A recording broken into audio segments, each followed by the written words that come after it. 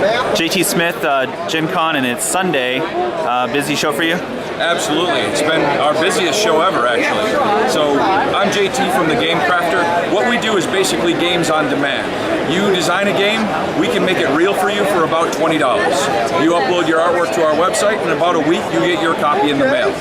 We can print cards, tiles, boards, dice, packaging. We also have a whole array of little plastic and wooden bits that you can put into your game to flesh it out.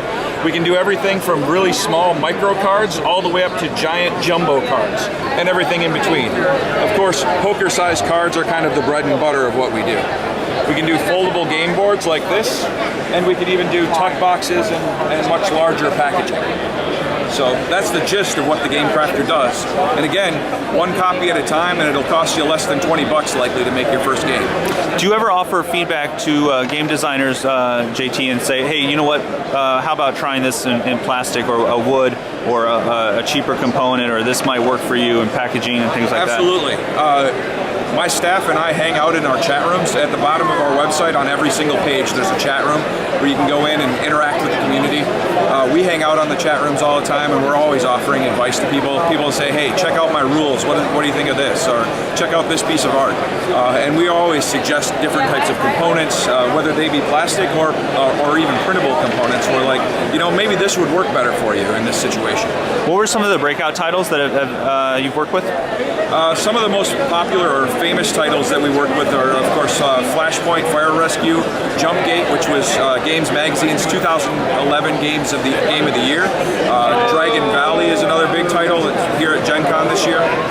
So we've actually had about, I don't know, it's 12, 15, something like that, titles picked up by major publishers in the last 12 months. You can tell made in the USA, right?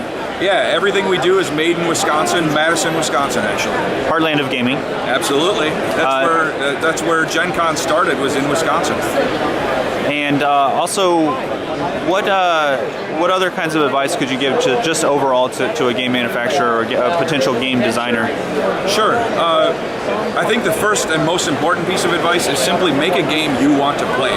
We talk to so many people that want to design a game that people will buy, but they'll buy it if you make it and you like it. Don't try to make something that you think somebody else will like. Just get in there and put your passion into it, put your heart into it, and most importantly, play test the hell out of it, because nobody likes to play a broken game.